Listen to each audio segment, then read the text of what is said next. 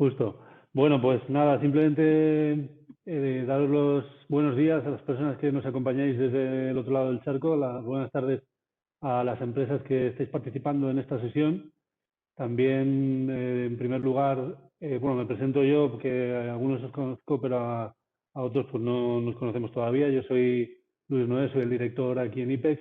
Hoy estamos por parte del equipo de IPEX, tanto Violeta Lupascu, que es la responsable del departamento de bienes industriales, como yo mismo, y nos acompañan también por parte de la empresa con la que estamos, de la consultora con la que estamos colaborando para desarrollar esta jornada formativa de hoy, pero sobre todo la misión comercial virtual que vamos a llevar a cabo en los países de en Ecuador, en Guatemala, en Honduras y en Nicaragua.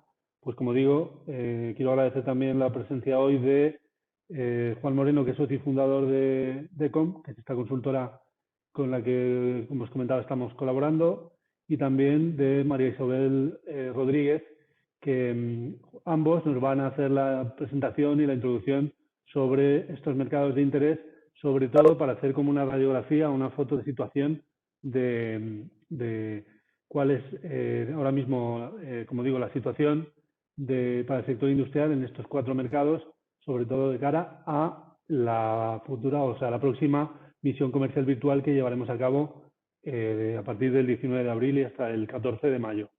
Entonces, que de este modo esta acción de hoy pues os sirva para conocer más sobre los mercados y valorar el poder participar en esta acción, a la cual os animo a que, si estáis interesados, pues os inscribáis rápidamente o sin perder tiempo una vez que hayáis valorado el interés después de esta sesión de hoy, porque ya tenemos bastante interés, hay inscritos y bueno, pues no lo dejéis estar porque como digo, hay bastante interés.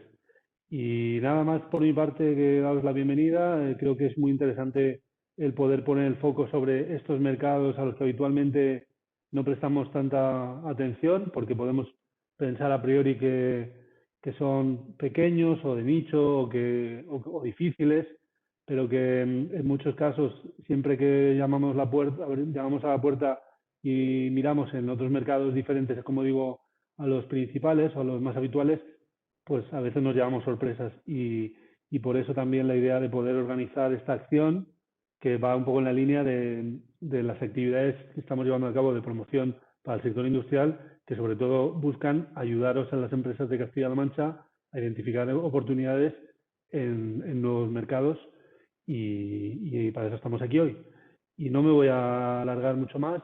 Le voy a hacer la palabra en este caso a Violeta, que va a ser la persona que conduzca el acto, y simplemente reiterar mi agradecimiento a todos los que nos acompañáis hoy, tanto desde Castilla-La Mancha como desde América, como decía hace un rato. Vale, pues nada más, todo tuyo, Violeta. Muchas gracias, Luis. Buenas tardes a todos nuevamente. ¿Cómo vamos a organizar el webinar de hoy? Vamos a tener la parte informativa que la va a presentar Juan Moreno y María Isabel en la parte de Honduras. Al finalizar el webinar, tenemos en la parte derecha un chat donde las empresas nos podéis formular vuestras preguntas o directamente.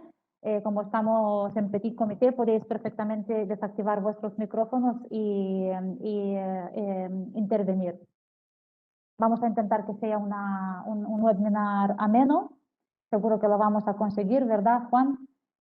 Por lo tanto, al finalizar el webinar vamos a dejar unos 5 minutitos para ver cómo vamos a organizar esta misión comercial virtual dirigida a empresas de sectores industriales y para contestar a las preguntas que puedan tener las empresas que estáis participando en este webinar.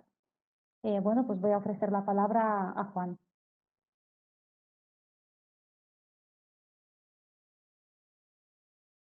Juan, tienes que activar tu micrófono. Siempre debe pasar una vez.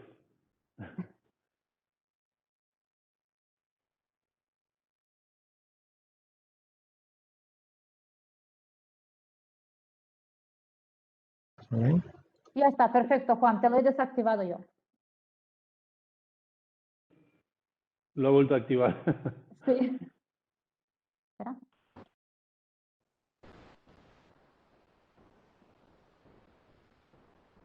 ¿Te pasándola tú ahí? Perfecto, Juan, te estamos oyendo. Necesito que me la pases ahí. Bueno, vamos a ver.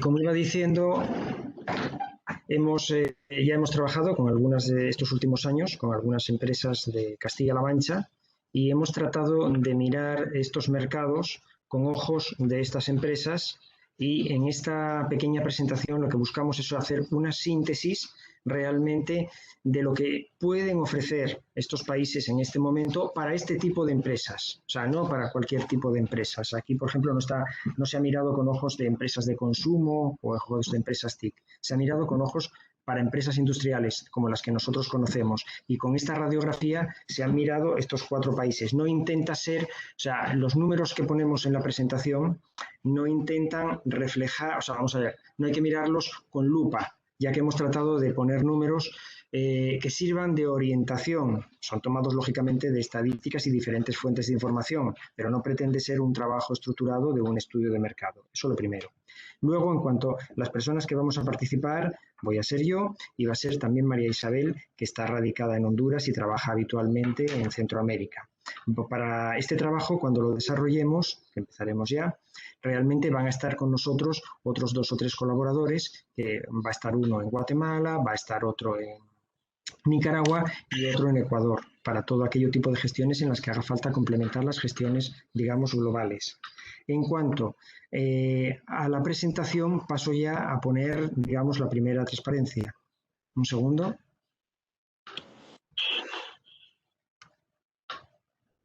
Un momento que tenemos aquí. Ya va, creo.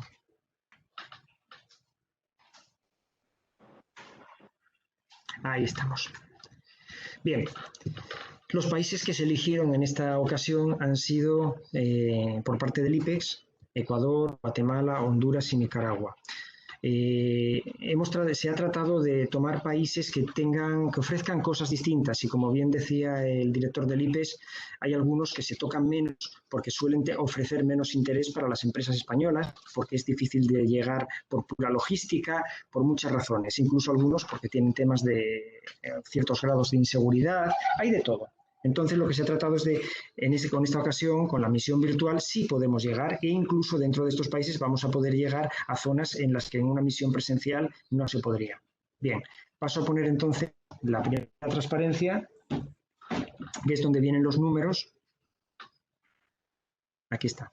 Aquí podemos ver de los 4 países la extensión, para que podamos tener una idea comparativa más o menos y hacernos una idea. Por ejemplo, también podemos ver el tema de la población, que es un tema importante, y luego ya hago hincapié en lo que es la renta per cápita.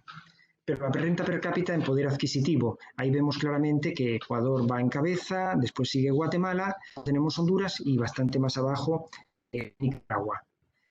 También hago hincapié en este cuadro en el tema de la inflación. En la inflación vemos que Ecuador está en un menos 0,93%. Bueno, no nos sorprendamos. Pensemos que Ecuador tuvo un año muy malo, el año anterior, y que por otro lado tiene como moneda el dólar, con lo cual realmente eso condiciona totalmente una economía. Guatemala tiene una inflación normal, Honduras tiene una inflación razonablemente normal también, y Nicaragua lo mismo. Luego, los índices de pobreza también considero que son importantes y hay que tenerlos en cuenta. Vemos que los países de Centroamérica, tanto Guatemala, Honduras, Nicaragua, tienen unos altos índices de pobreza. Esos altos índices de pobreza realmente lo que causan es una gran desigualdad dentro del país, en el cual nos permite a nosotros llegar a ciertos segmentos del mercado, pero solamente en la proporción que nos competa. Es decir, si vamos a suministrar, por ejemplo, puertas para una vivienda, lógicamente tendremos que encaminarnos al segmento medio, alto y alto. El resto, pues prácticamente para nosotros desaparece como mercado. Pasamos entonces a la siguiente transparencia. En esta tratamos de reflejar un poco cómo ha ido el tema con el COVID. Aquí podemos ver, sobre todo, voy a la línea de más abajo, la caída del Producto Bruto. En ella vemos que el más golpeado en su momento fue Ecuador. También esto tiene una explicación. Le castigó duro el COVID y le castigó duro la crisis del petróleo, que viene unida también de forma directa con el COVID. Es un país productor y exportador de petróleo, entonces le dio duro por todos los lados. Los demás les dio duro, pero a alguno de ellos algo menos, porque realmente el turismo, por ejemplo, en ellos no es todavía una parte importante de sus ingresos, con lo cual fueron menos afectados. Sí, alguno estuvo más afectado también por la parte de los huracanes a finales de año. A la siguiente. En esta tratamos de reflejar sobre todo las remesas. Es un capítulo importante porque esto es una entrada realmente interesante en estos países. Pensemos que las exportaciones son 10.000 millones, por ejemplo, en uno de ellos, y en cambio las remesas son 11.508 millones. Entonces, esto moviliza mucho la economía del país y sobre todo actúa de forma directa en el sector de construcción, ya que lo que ocurre es que muchos de los emigrados que se han ido a vivir a Estados Unidos, a Canadá, a España, realmente mandan dinero y con ese dinero invierten en viviendas, invierten en comercios, invierten en locales y en algunos casos en pequeñas industrias. Vemos que es realmente importante en alguna de estas economías. Quizá la que quizá puede tener menos incidencia es la ecuatoriana. Yo aquí pienso que esto puede venir afectado también en cierta medida porque al ser una economía dolarizada, probablemente para muchos no es tan importante mandar ese dinero a Ecuador porque a lo mejor le sacan mejor partido invirtiéndolo, por ejemplo, en España. Creo que esta puede ser una de las explicaciones. Vemos también las cifras de importaciones que son relevantes en Ecuador y en Guatemala y un poco más pequeñas en Honduras y en Nicaragua. También hemos puesto los principales productos exportados por estos países, porque esto nos da una radiografía también de qué es lo que pueden necesitar. Vemos que sobre todo son productos agroalimentarios, o sea, banana, langostino, cacao, conservas, pescado. Bien, todos estos productos están en unas fases primarias de industrialización. Por ejemplo, en este caso, en el caso de Ecuador, sí se presta realmente a las maquinarias. Necesitan naves o galpones, como se dice por acá, para nuevas industrias, tanto si es agroalimentaria pura de materia prima como si es una primera transformación. Con lo cual, ahí hay una necesidad que la industria de Castilla-La Mancha puede surtir en un momento dado. En la parte hemos puesto la parte de petróleo, minerales y flores, porque también son relevantes en el caso de Ecuador. En los otros tres países, en los países de Centroamérica, si nos damos cuenta, es mucho más agro. Y también cuenta mucho el tema de las maquilas. Las maquilas son estas industrias con un nivel de transformación, son industrias, diríamos, ligeras, es decir, naves normalmente de grandes estructuras, que lo que hacen en ellas que son intensivas en mano de obra. Se basa en que realmente hay una mano de obra barata y entonces las grandes multinacionales o empresas que están ubicadas en otros países utilizan estos países para tener su mano de obra barata en unos sitios en el que terreno industrial también es barato, pero bueno, para nosotros también nos interesa porque necesitan naves y necesitan equipamientos, necesitan un montón de cosas que se les puede llegar a suministrar. Por supuesto, las alimentarias también necesitan este tipo de almacenes, galpones, depósitos, silos, todo este tipo de equipamientos. Y luego en la minería también hay necesidades, aunque ya son de otro tipo. Pasamos a la siguiente.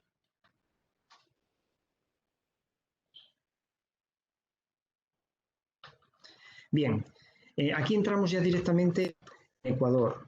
Ecuador, aquí lo que tratamos de resaltar en esta primera transparencia es que hay un momento importante que es el 11 de abril. El 11 de abril es la segunda vuelta de las elecciones gubernamentales. Ya tuvieron la primera vuelta, ha estado muy discutida, ha tenido que haber bastante recuento de votos, incluso ha habido discusiones, hay protestas, ha quedado descolgado uno de los candidatos, que es el candidato, digamos, indigenista, que creo que es como lo llaman, es de izquierda.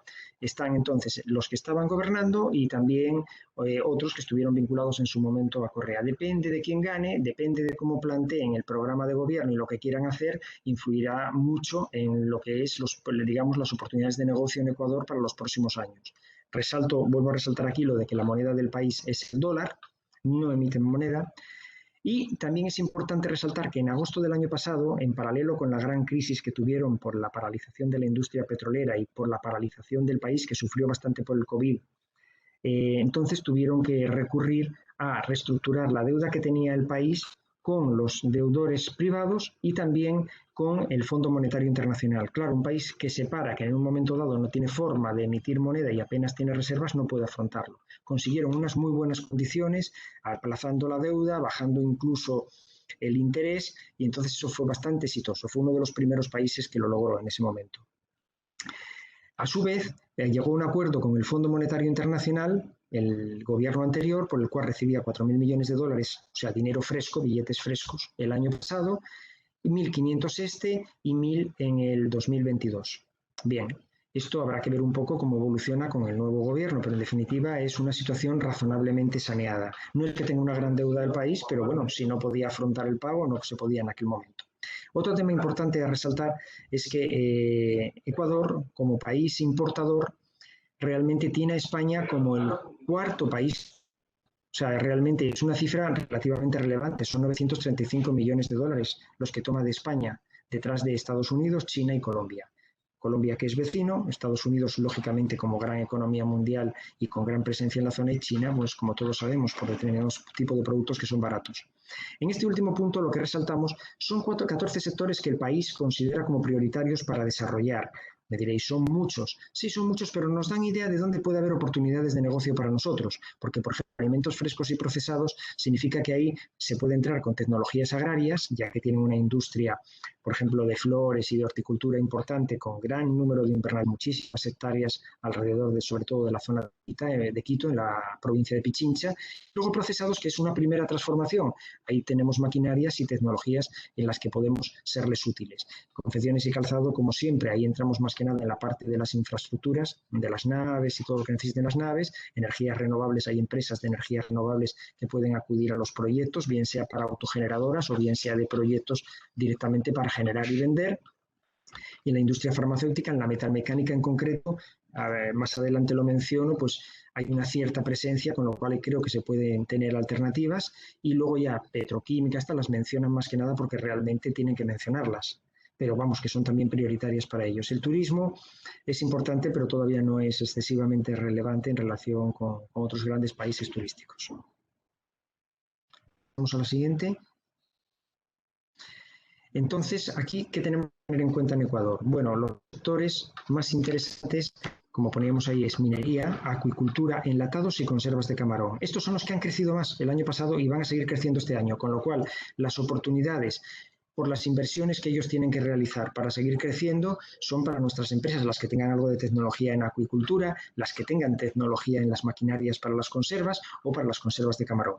Luego, aquí hay algo que se distingue, por ejemplo, con otros dos de los países que luego de los cuales hablaremos, que es la industria siderúrgica. Aquí hay siderurgia y alrededor de esa siderurgia y de la industria petrolera se han desarrollado unas 258 empresas del sector metalmecánico, de las cuales en su Federación del Metal tenemos realmente asociadas unas 48, que son las más relevantes. La siderurgia ecuatoriana, vemos aquí el orden de producción anual, pero vamos, tenemos que tener en cuenta que podemos encontrarnos con alguna competencia o con algún socio. Hay que valorarlo. La industria de extracción y refinado de petróleo, por supuesto que es relevante, tienen extracción, tienen una exportación, como vemos, intentan llegar a los 700.000 barriles diarios, pero para nosotros quizá lo más interesante es que tienen 3 refinerías, no grandes, como podéis ver, de pequeña producción en barriles, 110.000, que no está tan mal, 45.000 y 20.000, que son más chicas. Bueno, pues estas, cuando hacen los revamping correspondientes, las paradas para mantenimiento, para las nuevas inversiones, son clientes potenciales para algunas de nuestras industrias. Luego, las mineras, como siempre, sabemos lo que se les puede suministrar, quizá no tanto en proceso, sino más bien en lo que son las instalaciones colaterales de la minería, algunos equipamientos de la minería y también en la parte de medio ambiente y la recuperación. La energía en este país fundamentalmente es de origen hidráulico, eso limita lo que se les puede llegar a suministrar porque hay que tener tecnologías muy específicas, sigue habiendo un 26,3% de origen térmico y hay unos planes importantes para llegar a un porcentaje mucho más alto en renovable, con lo cual ahí puedo ver oportunidades para nuestras empresas que están en fotovoltaica, eólica, etcétera. En este caso tenemos que hay empresas generadoras que está controlada la mayor parte por empresas públicas y luego también hay distribuidoras. Bien, en la contratación pública, aquí lo que hay que tener en cuenta es que gracias a los acuerdos firmados con la Unión Europea se puede acudir a estas licitaciones con una cierta comodidad y con opciones de conseguir contratos. Aquí lo que tratamos de poner un poco es en estas líneas generales los objetivos que ellos se marcan. Estos objetivos luego ya suelo, es decir, estos son cifras, esto es una cartera de 4.300 millones de infraestructura que con toda la buena voluntad el gobierno habla de que tiene que conseguir en financiación privada su mayor parte y habla de poner por su lado 241 millones y 664 en préstamos. Esto es lo real, los 241 los 664, los otros 3.000, bueno, dependerá de las condiciones que le dé a los privados para que aborden esas autovías o esas infraestructuras. Pero en cualquiera de los casos la cartera existe y realmente es algo que se puede ir valorando y se puede buscar a través de presencia con colaboraciones locales o siguiendo las licitaciones. Eso es, como bien sabéis, cada cual tiene que valorar cómo se maneja. Hay también lo más importante quizá sea la estructura vial. Este es un país bastante montañoso, las comunicaciones entre Quito y Guayaquil por carretera son terribles. Simplemente esa autopista la tienen un poco en el objetivo y trataría de ser un poco un motor económico, puesto que 2.000 millones en una economía de este tamaño es importante. Entonces están buscando la forma de realizarla, pero todavía que yo sepa no tienen, digamos, un presupuesto cerrado ni una forma de financiación. También resalto que Quito, por ejemplo, la capital, tiene un presupuesto de 570 millones. ¿Qué quiero decir con esto? Es un presupuesto relevante y de ahí surgen contrataciones que nos pueden interesar. Surgen probablemente desde aparcamientos hasta arreglar edificios, montones de cosas que hay que tener en cuenta, como pasa en cualquier ciudad de las nuestras. Lo mismo sucede en la otra gran ciudad que es Guayaquil y en alguna de las otras que tienen un poco menos de tamaño. En medio ambiente y agua potable también hay oportunidades, ya que, por ejemplo, en Guayaquil tienen serios problemas y tienen que tratar de solucionarlos. También tienen que descontaminar los ríos. Aquí hablamos de 900 millones de dólares para los ríos. O sea, realmente es un segmento importante. Aquí otro tema que consideramos en Ecuador es la construcción. Es uno de los sectores que dinamiza más la economía en cualquier país y que tracciona muchas de nuestras exportaciones, ya que ahí entramos ya no solamente en los galpones, en las puertas, sino en todos los suministros para las viviendas, en materiales eléctricos. Tenemos un montón de productos que van destinados a la construcción.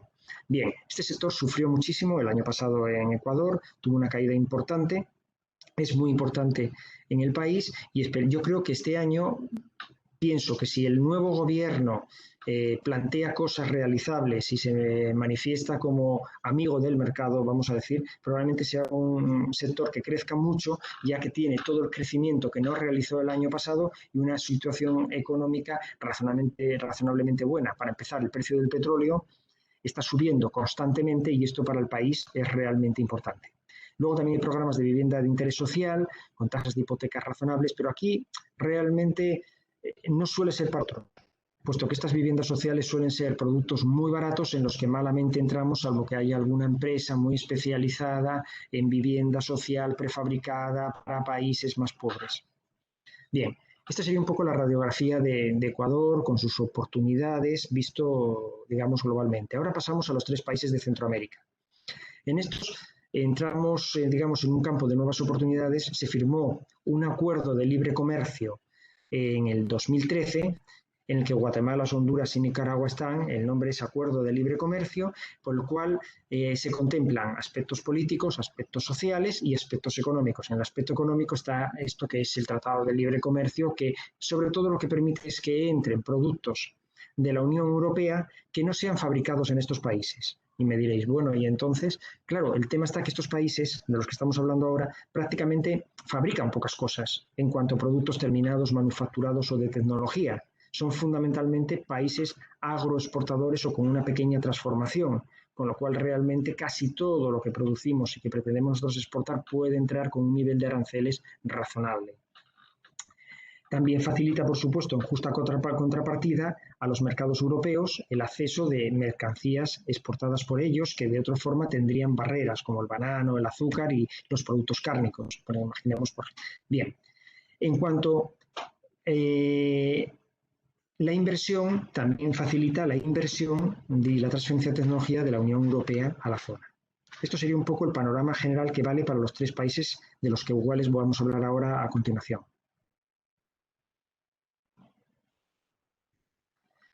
Bien,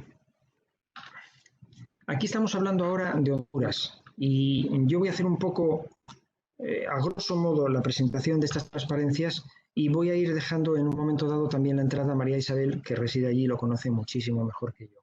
Pero en principio voy a hacer citarlo de pasada y luego ya que nos cuente un poco quizás su experiencia en casos concretos, ¿no? O incluso puede ser medio dialogado, ¿no? Aquí tenemos también 300 empresas maquiladoras aproximadamente que son potenciales clientes para nosotros, ya que es industria ligera. De ellas hay unas 20 textiles, reciben inversión, digamos, extranjera directa siempre, porque lógicamente están necesitadas de aumentar su capacidad de producción. Aquí ponemos las inversiones en la refinería de Puerto Cortés empresario Gerardo Meraz. Esto está parado en estos momentos. Los terrenos previstos para la refinería fueron inundados cuando los huracanes y bueno, es un proyecto que yo diría ahora que es de medio a largo plazo, aunque estaba previsto en principio hacerlo bastante antes. En los sectores de interés, electricidad, gas y agua también son receptores de inversión. Y luego también tenemos toda la parte de las carreteras de acceso a los cafetales. Esto importa para las empresas de ingeniería que tengan algún tipo de, o bien ingeniería de proyecto o que hagan obras. Hay muchos productores y están previstos unos cuantos millones. Luego la empresa nacional de energía, pues también realmente es una fuente de contratos. Y aquí tenemos también, como siempre, pues están empezando a entrar los parques eólicos, los parques fotovoltaicos. Es interesante para nuestras empresas que trabajan en este sector. Hay en realidad una cartera de proyectos de renovables. Está empezando. O sea, ha empezado hace 2 o 3 años, pero realmente tiene que tomar mucho más cuerpo.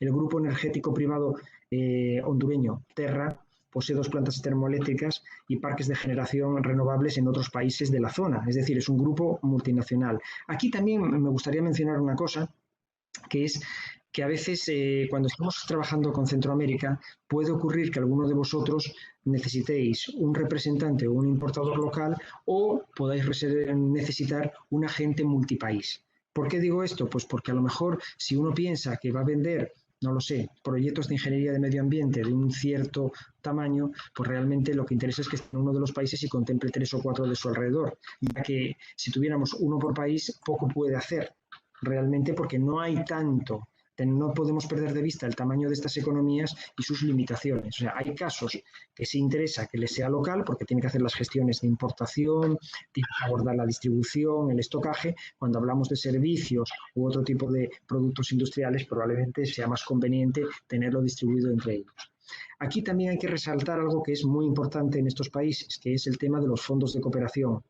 Aquí menciono algunos de ellos, hay más, por supuesto. Estamos hablando aquí del Banco Mundial, del Banco Interamericano de Desarrollo, pero también está el Banco de Reconstrucción, hay donaciones de españolas, por ejemplo, de municipios, donaciones de comunidades autónomas a través de ONGs. O sea, es decir, realmente hay muchos fondos y lo que intento resaltar sobre todo es que esto permite financiar muchas de las obras que afrontan estos países en infraestructuras. Seguridad cítrica, por ejemplo, 85 millones a 5 años del Banco Mundial, fortalecimiento de los servicios del agua potable, 45 millones en 5 años del Banco Mundial, y así sucesivamente lo podéis ver. Y luego también, por ejemplo, soluciones energéticas para la salud, que esto es algo que surgió por la urgencia de lo que está pasando con el tema del coronavirus. Hay que hacer clínicas periféricas y para ello se está utilizando contenedores marinos que son reciclados y que se alimentan con energía solar porque tienen que estar aislados en zonas alejadas, renovación de la energía de la central hidroeléctrica, esto es un tema concreto, en fin. Esto es un poco para que tengáis una idea de que teníamos el aspecto, digamos, que se genera de fondos multilaterales, que aquí es importante, y pasamos a la siguiente. En cuanto a las oportunidades, bueno, pues aquí sabemos que la clase media es solo un 11%, la alta, pongamos que un 3 o un 4%, tienen un poder adquisitivo elevado, requieren viviendas de buen nivel, se están empezando a hacer torres similares a las que se pueden hacer en Panamá, pero lógicamente en un número menor y a otra escala, pero es un tema que pueden necesitar algunos de nuestros suministros para la construcción de esas torres. Los huracanes causaron bastantes daños, entonces hay que reconstruir, pero sobre todo ahí afecta más a la parte de la vivienda social. Aquí volvemos al mismo problema que te mencionaba antes, son viviendas de bajo valor, con lo cual nuestra capacidad de entrar con productos españoles es más limitada. Yo creo que aquí menciono 2 o 3 cosas que son, bueno, pues que hay un grupo hondureño que tiene plantas cementeras y que hay otro grupo importante y que el país en definitiva está manejado económicamente hablando por unas 14 familias que concentran grandes conglomerados que son los que mueven un poquito el país. Yo creo que aquí, María Isabel, si quieres comentar, hablo lo que quieras de Honduras, incluso si quieres comentar alguna otra cosa que se te ocurra, perfecto. Muchas gracias, Juan. Bueno, primero, muy buenos días, un gusto saludaros a todos. Encantada de saber que existe cierto interés en la región, sobre todo en estos países de Centroamérica. En efecto, aunque soy española, lo comentaba hace un rato cuando hemos hecho la introducción, vivo ya en Honduras hace muchos años y de hecho he trabajado muchísimo con el sector comercial, por lo que pues considero que lo conozco bastante bien. Juan ha dicho casi todo. casi todo lo que creo que es relevante al caso de Honduras, pero sí, una vez que uno está en el lugar, sí me gustaría comentar. Honduras, como los demás países de Centroamérica, son países pobres, países con algunas limitaciones, pero particularmente Honduras yo creo que es el país que peor se vende. Es decir, muchas veces a nivel internacional las cosas en el exterior se ven peor o se perciben de manera mucho más drástica de lo que realmente vivimos aquí. Efectivamente, para empresas españolas, a raíz de la firma del acuerdo de asociación con la Unión Europea, que abarca también Guatemala y Nicaragua, pues se abre una importante oportunidad de negocios.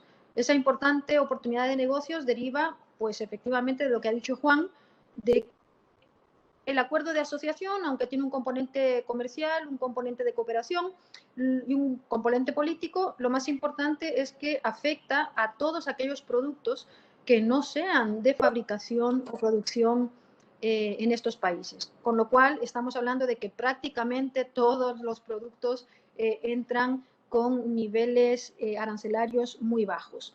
Eso es una gran ventaja. Me gustaría comentar que, si bien es cierto, Honduras se ha visto afectado con el tema del COVID.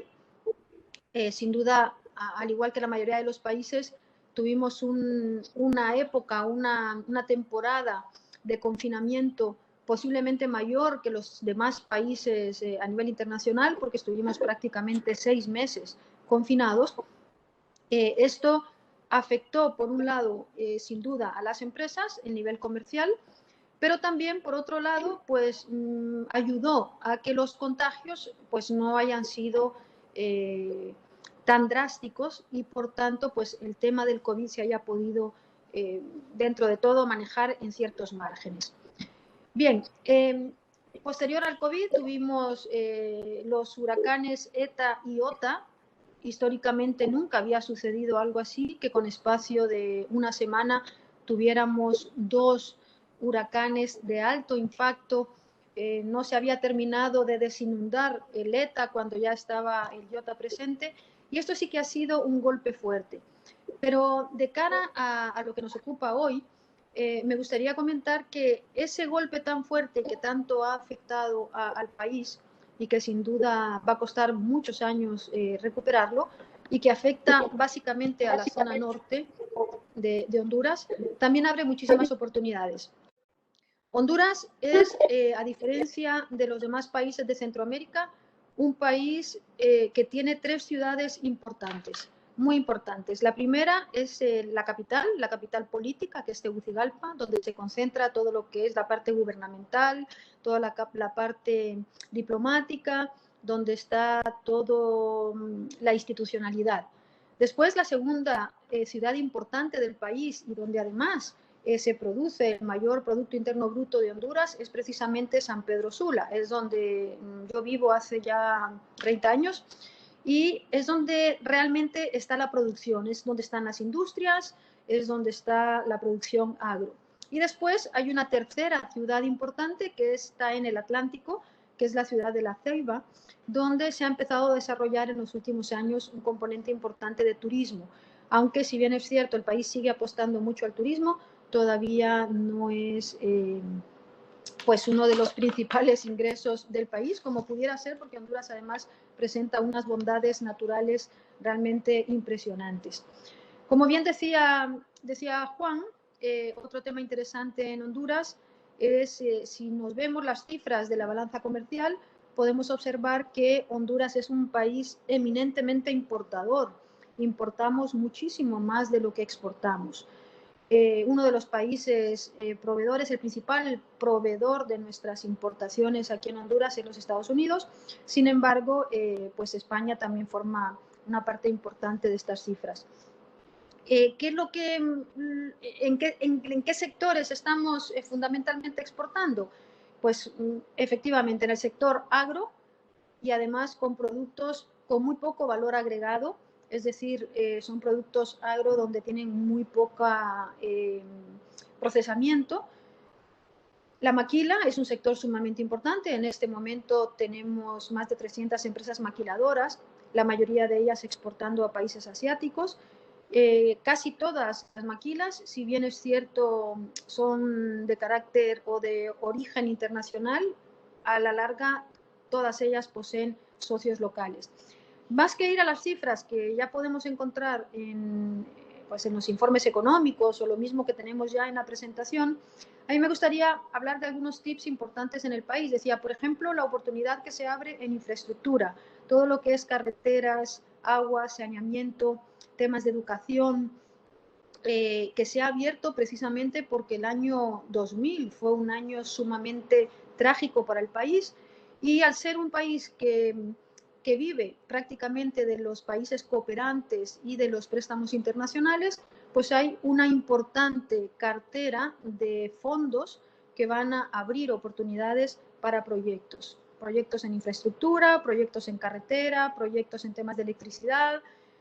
Hablaban del tema de la refinería. Efectivamente, la refinería en este momento está detenida completamente, el proyecto, sin embargo, sigue en pie en cuanto a proyectos se refiere, y esperamos que pues para finales de este año se pueda retomar el tema. Siempre aconsejamos a las empresas, extranjeras, que la mejor forma de participar de los proyectos en Honduras es asociándose con empresas locales. ¿Por qué? Honduras tiene algunos problemas de seguridad jurídica. Si se va a participar en un proyecto con financiación internacional, como puede ser Banco Central, Banco Interamericano, Banco Mundial, la misma cooperación española, pues el riesgo es mínimo, porque obviamente son fondos internacionales que están muy bien canalizados y que tienen muchísima seguridad de cobrar, ¿no? o de cumplimiento. Ahora bien, cuando se participa en otro tipo de proyectos a nivel municipal o con empresas locales, pues el asociarse con una empresa local garantiza realmente la recuperación de las inversiones y sobre todo de los pagos. Se habla muchísimo a nivel internacional de la seguridad del país. Ya les decía que la seguridad jurídica todavía, a pesar de que somos un país de muchas leyes, sí es verdad que tenemos algunas lagunas, y de hecho de ahí la importancia, repito, de estar en contacto con empresas locales. En cuanto a la seguridad cívica, se ha mejorado increíblemente en los últimos años. Por lo menos estuve yo en Honduras, hubo una época hace 12 años donde, por ejemplo, los secuestros o los asaltos a las tiendas, incluso los asaltos a las viviendas, tenían unos índices elevadísimos, y eso prácticamente ha quedado erradicado. En cuanto a los fondos de cooperación, como bien decía Juan, pues comentar que hay una cartera importante, sobre todo en Banco Centroamericano, en Agencia de Cooperación Española y Banco Mundial, que nos van a permitir desarrollar proyectos de infraestructura interesante. Honduras se concentra, o el comercio grande en Honduras se concentra en varias familias. Se habla de 14, yo me atrevería a decir que en este momento ya son algo más de 14. Sin embargo, esas 14 o 20 familias pues concentran al final prácticamente todo. Son corporaciones donde involucran todo lo que es banca, comercio, sistema de agro, parte de bienes raíces, centros comerciales, etcétera. Ventaja, pues que son empresas o son grupos empresariales bastante fortalecidos y que están realmente a cualquier nivel de competitividad de muchas empresas europeas o incluso norteamericanas.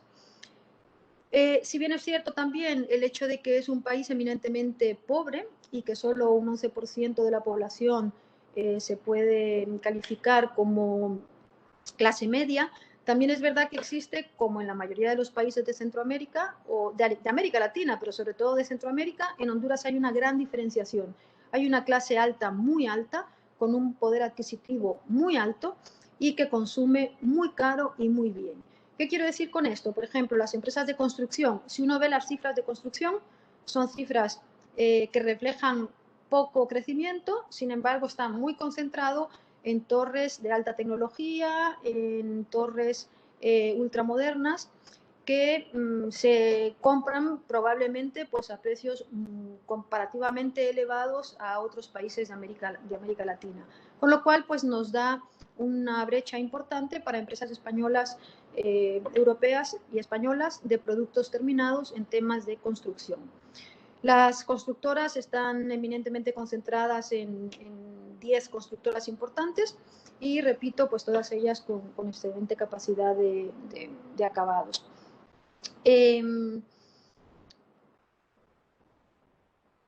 A ver qué más les puedo contar sobre Honduras. En el tema de energía es un tema complicado en el país. Está prácticamente todo lo que es la generación es hidro, básicamente, y se está abriendo oportunidades nuevas de otro tipo de energías, qué sé yo, energías renovables, fotovoltaicas. Y hasta el momento la energía se ha contratado una empresa colombiana, por cierto, que es la que maneja el tema de administración y la distribución. Sin embargo, ese contrato se va a rescindir dentro de muy poco y entrará una nueva licitación que también puede dar lugar a lo que es la modernización del sistema eléctrico. No se me ocurre mucho más. Honduras es un país que hay que conocerlo, es un país pequeño y al ser un país pequeño permite que cosas que en países más grandes son difíciles, aquí son bastante fáciles de estructurar si se conoce la manera. A raíz del nuevo gobierno o del gobierno actual, mejor dicho, los últimos años ha habido un avance importante en administración pública informatizada, cosa que es muy nuevo para Honduras y que ha venido a facilitar muchos procesos. Y con lo cual, una vez que tanto se quiere instalar una empresa o hacer registros, sean registros sanitarios, sean licencias, pues es bastante expedito y rápido, a diferencia de hace algunos años que esto era bastante complicado. Particularmente tengo alguna experiencia en importaciones y he de decir que en este momento casi no presenta ningún impedimento porque todo está muy bien regulado y bastante bien estructurado, con lo cual eso presenta alguna ventaja. Bien, como digo, Honduras es un país con muchas necesidades y pienso que eso nos abre también una gran oportunidad, tanto a las empresas españolas. ¿Por qué? Porque hay mucho por hacer, hay mucho que suministrar, hay mucho que comprar y hay mucho que hacer. Así que yo espero que Honduras pueda ser un país de interés y que podamos realmente obtener esos contactos ideales que os abran la puerta en este país. Y creo que con eso acabaría mi intervención, Juan. No sé si quieres que comente algo más. No, está perfecto, que vamos muy mal de tiempo. Vale. Luego vamos a tener reuniones individuales, ahí ya tendremos ocasión. Muchas gracias, María Isabel. De acuerdo. Gracias, hasta luego. Bueno, continúo entonces a toda velocidad con los dos últimos países y también quiero hacer un poco de hincapié al final, más casi que en los propios países, en el procedimiento de trabajo, que algunos, como ya habéis trabajado con nosotros, lo conocéis, pero otros no realmente. Bueno, vamos a ver. Entonces, pasamos a Guatemala. Guatemala tiene importante peso, como decimos, del tema de maquilas. Tenemos también un sector agrícola exportador muy importante. El turismo tiene peso, cada día está creciendo más, pero ya estamos hablando de 2,6 millones. O sea, es algo que no es despreciable ni muchísimo menos. Y como en el caso de Ecuador tenemos, aunque quizá no tan relevante, pero tenemos industria del petróleo, del cemento y del acero. Es decir, que hay suministros que se les puede hacer a este tipo de industrias. Hay un potencial minero y ha habido y hay minas, pero problemas ambientales, con lo cual simplemente que sepamos que existen. En energía es un importante productor de energía, procede fundamentalmente de hidráulicas, también hay de térmicas. Las de térmicas utilizan productos más locales, en algunos casos hay una parte en carbón que es como un 20%, pero el resto es de otro tipo de materias primas que se compran. Y lo fundamental para nosotros es un plan de expansión, de generación y transporte del Ministerio de Energía. La energía en su momento fue privatizada, con lo cual hay presencia de empresas colombianas, de empresas españolas, que son potenciales clientes para nosotros porque algunas nos puede arrastrar si somos suministradores de ellos en España. Pasamos a la siguiente. En esta lo que ponemos es un poco efecto del COVID. El gobierno trata de sacar adelante planes en infraestructuras que no son, digamos, precisamente pequeños. O sea, por ejemplo, tenemos la mejora del aeropuerto, inversiones en carreteras, proyectos en vivienda popular, aquí sigo con las mismas limitaciones de lo que mencionaba antes, ampliación y rehabilitación de puertos, reactivación del transporte ferroviario, mejora en la red de hospitales. Entonces, estos son grandes proyectos que muchos de ellos obtienen financiación multilateral y otros del propio gobierno, con préstamos que se obtienen para poder hacerlos. En relación al COVID, el Banco Mundial aprobó el año pasado un crédito de 500 millones, pero prácticamente para lo que se ha hecho en otros países, en definitiva, para apoyos de tema social, con seguros de pago, para seguridad alimentaria, para bajar la inseguridad alimentaria, para mejorar los servicios de salud y, lo que mencionaba, proporcionar liquidez temporal a pymes que no podían resistir el embate del COVID. La principal fuente de financiación multilateral, el BID, que es el Banco Interamericano de Desarrollo, pero yo creo que esto oscila de un año a otro, depende más bien de cómo estén la ejecución y los planes. En esto sí quiero resaltar algo que lo comprobamos el año pasado, sobre todo a mediados. Se produjo una gran, ¿cómo diría yo?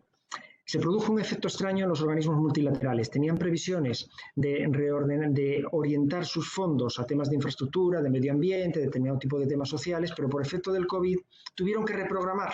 Con lo cual, en estos momentos estamos en que algunos de ellos están reprogramando las acciones para los próximos años, puesto que la prioridad ha sido la emergencia sanitaria, tanto el año pasado como en buena parte lo será este. Es decir, que hay todavía bastantes interrogantes en los dineros, salvo aquellos que ya estaban con un cronograma totalmente ajustado y en plena ejecución. Aquí vemos, pasamos entonces ya a la siguiente.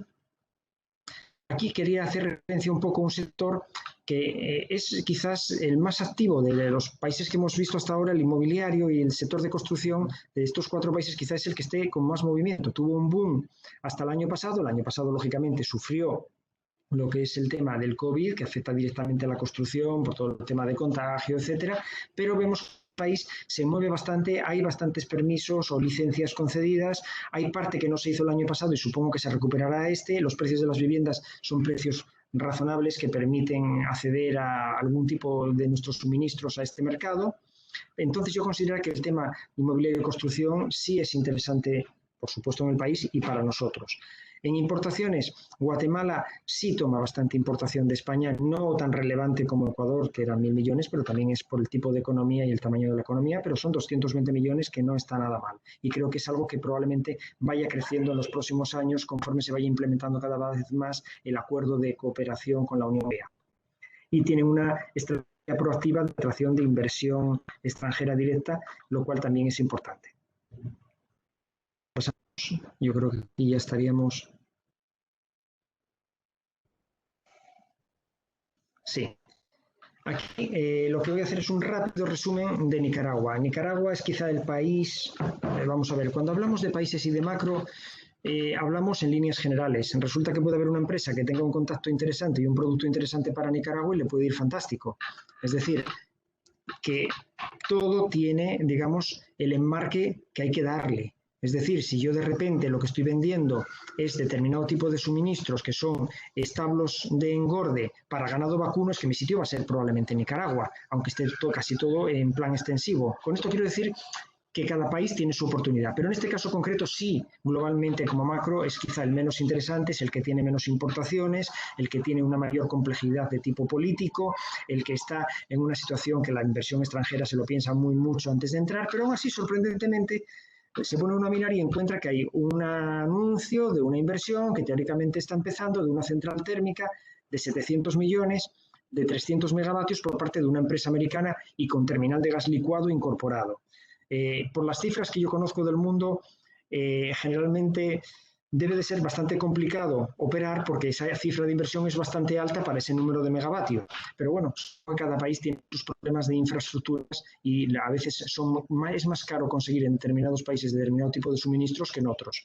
La energía solar está iniciándose En cuanto a viviendas, no lo veo como un país muy relevante, creo que porque se trabaja mucho todavía en vivienda de una planta o 2 plantas a lo sumo, los precios son bajos, es decir, aquí yo no veo grandes oportunidades en el sector construcción, sí puede haber como siempre algo puntual, siempre puede estar el señor multimillonario que tiene una casa de 2.000 metros cuadrados con fincas de todo tipo y que de repente quiere traer todo primer nivel, bueno, pero esos son temas muy puntuales, no globalmente. El turismo es aún muy pequeño, es 1,4 millones, aunque está creciendo bastante, y sí tenemos oportunidades en temas de medio ambiente, tanto en suministro de agua potable, como en el tema de alcantarillado, como en la depuración.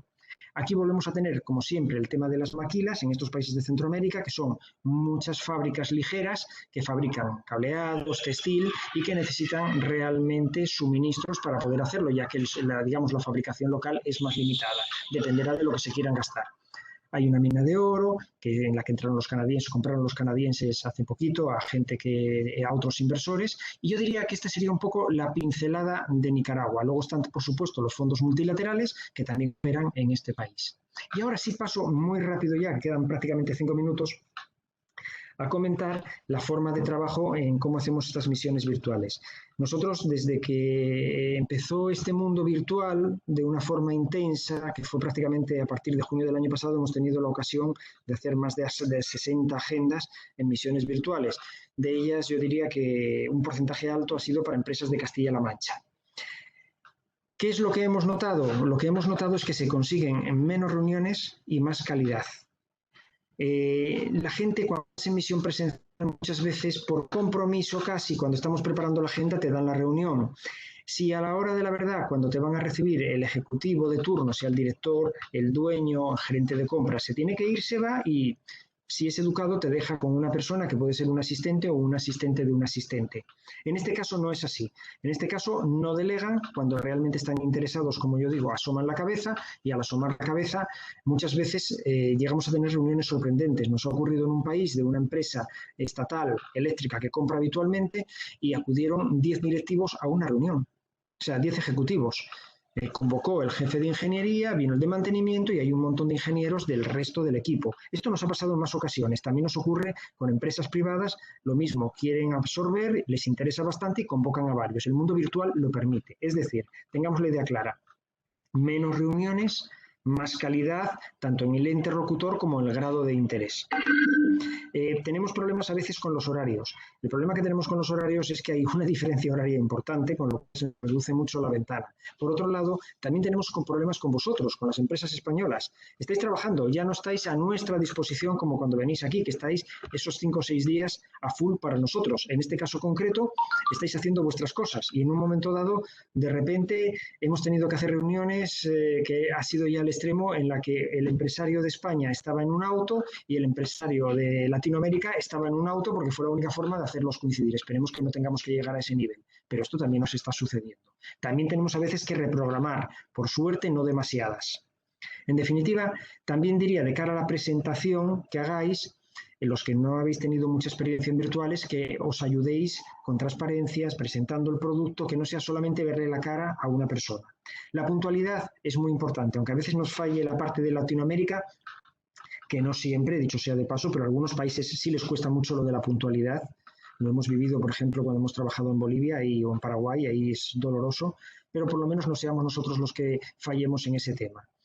Hay un cierto grado de flexibilidad. La presentación, intentad, por favor, cuando se haga, que sea corta y pasemos rápidamente a un turno de preguntarles a ellos qué es lo que quieren, porque eso hace que sea mucho más útil, digamos, la reunión.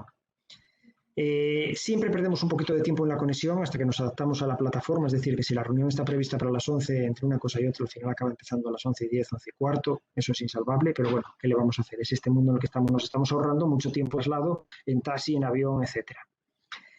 En cuanto a la experiencia, digo, ha sido en general bastante buena, y incluso como lo que hacemos es, vamos a ver, en la convocatoria se prevé un plazo de unas 2 semanas para hacer todas las reuniones. Eso es el marco, digamos, que se plantea y que es el óptimo. Como esto con los latinoamericanos y con vosotros también en este caso es muy difícil de conseguir, es decir, meter todas las reuniones en una semana y que se esté quieto todos en su oficina, sinceramente creo que es imposible. Entonces lo que vamos haciendo es, conforme empezamos a trabajar, primer listado con empresas que estimamos de interés para la empresa en el país de turno, le pedimos que nos haga un filtrado de las mismas, pasamos los datos de web, datos de importaciones si podemos tenerlos, en fin, según las circunstancias, y con ese filtrado nos damos prioridad y pasamos a hacer los contactos con esas empresas. Y conforme nos salgan, viendo la disponibilidad de uno y otro, agendamos. Es decir, vamos quitando el trabajo conforme nos va saliendo. Me parece que es mucho más flexible, mucho más práctico para todos y simplemente tenemos que cruzar la disponibilidad de la empresa de Latinoamérica con la empresa española. Creo que poco más decir en cuanto a este tipo de tema. O sea, generalmente hemos encontrado buena disposición por parte de las empresas a las reuniones. En algunos casos cuesta mucho conseguirlas, y por eso digo que son menos, pero con más interés. Hay un país, como es el caso de Ecuador, que accedemos a todos los datos de aduana, con lo cual vamos a pasar datos con importadores, con nombres, etcétera, y ahí vais a tener una información muy completa. Hay otros, como son los de Centroamérica, que esos datos no están disponibles, con lo cual ahí realmente nos manejaremos con el conocimiento del mercado y toda la preselección que podamos hacer. Ahí lo pongo al final, cuanto más involucre la empresa, mejores son los resultados que se obtienen y en un tiempo menor. Es decir, por favor, cuando os mandemos listados, cuando os mandemos datos, filtrárnoslos. Cuanta más alimentación nos mandéis después de las reuniones que tengáis, mejor para todos, más idea le sacaréis. Y nada más, gracias a todos por habernos escuchado y gracias, por supuesto, al IPES por haber realizado todo este trabajo de convocatoria y tener las empresas presentes. Muy bien, muchísimas gracias Juan y María Isabel, sobre todo por haber focalizado la presentación en los sectores de más oportunidad, en los sectores industriales. Yo sí que quería mencionar que este tipo de acciones virtuales que desde el IPEX hemos puesto en marcha en el segundo semestre del año pasado, precisamente incluye también una nueva fórmula de trabajo que es en una agenda de reuniones virtuales tenemos la posibilidad de trabajar varios países.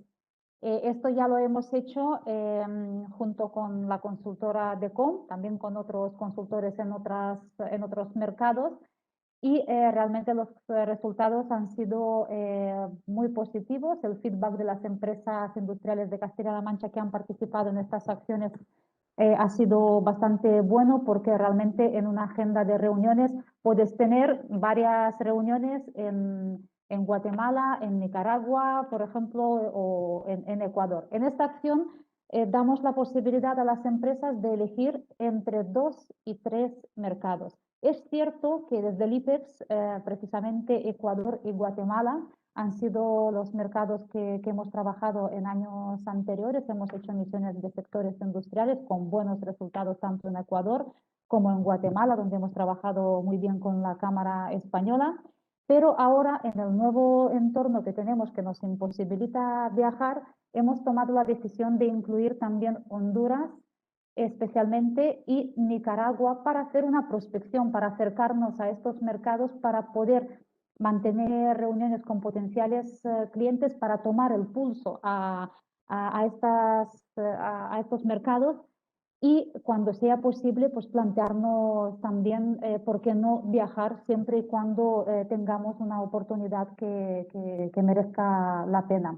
Por lo tanto, a mí me gustaría invitar a las empresas participar en esta acción. Nos quedan todavía unas plazas. Es cierto que el público de este pequeño webinar, en parte tenemos empresas que ya están apuntadas en la misión, por lo tanto, cuando Juan ha hablado cómo se estructura la acción, se ha dirigido a las empresas que están inscritas, pero si hay alguna empresa que no está inscrita, que quiere hacernos preguntas o quiere que entremos con más detalle en comentarles cómo organizamos estas acciones virtuales, estamos a su disposición, tanto yo como mi compañero Jaime, que está también conectado al webinar. Y antes de finalizar, sí que me gustaría preguntaros a las empresas si queréis aprovechar la ocasión y formular alguna pregunta tanto para Juan como para María Isabel. Estáis invitados, podéis activar el micrófono y podéis hacernos la pregunta, la podéis escribir igualmente por chat.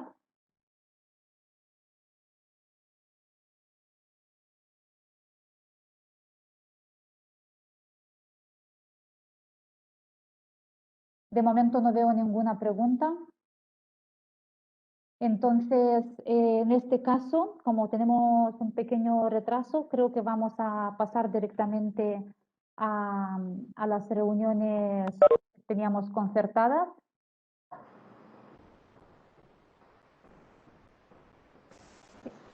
Se ha activado algún micrófono, pero no creo que no es ninguna pregunta. Bueno, es cierto que varios ya nos conocemos, por lo tanto tenéis canal, bueno, línea abierta con nosotros. Otras empresas están ya apuntadas en la misión. Bueno, pues para las empresas que tenéis reuniones hoy y que os hemos escrito un correo para confirmaros la hora, vamos a quedarnos en esta misma sala por orden de hora asignada. Hoy tenemos 3 reuniones. Entonces a las 5 está Miguel Ángel, a las 5:30 Nuria, solamente por hacer un recordatorio, y a las 6 está Juan Antonio Lara. Nos vamos a quedar en esta sala y las empresas que tenéis que entrar a posteriori, pues tenéis que acceder al mismo enlace que tenéis habilitado. Perdonad, veo que hay una pregunta por parte de Carlos. Hola, ¿qué tal, Carlos, de Europa Prefabri? Me gustaría más info sobre la agenda virtual. Para nosotros sería prospección, CA. Carlos, no sé si te he entendido bien. Si quieres hablar y activar tu micrófono. Hola.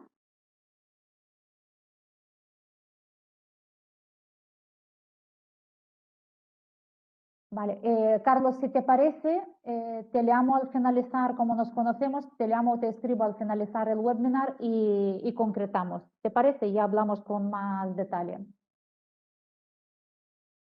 De acuerdo, pues en tal caso vamos a dar las gracias desde IPEX a todas las empresas que habéis participado en este webinar. Os recordamos que nuestra convocatoria para esta acción cierra el día 26 de febrero, este viernes, por lo tanto de aquí al jueves, no lo vamos a dejar para el último día, para el viernes, tenemos todavía tiempo para concretar los detalles, etcétera. Nuevamente agradecer a Juan y a María Isabel la presentación. Desearos buena tarde y a las empresas que tienen reunión, pues nos vemos en este mismo enlace. Nos vamos a quedar ahora con Miguel Ángel. Muchas gracias y buenas tardes. Gracias, Violeta, un placer. Gracias, María Isabel. Nosotros nos quedamos aquí, Juan y María Isabel, porque se va a quedar con nosotros Miguel, que veo que ha desactivado su micrófono. Un segundito, porque vamos a dejar que las empresas puedan abandonar la sala. Jaime, tú si te quieres quedar, lo que tú consideres. Vale, me falta un segundito porque voy a...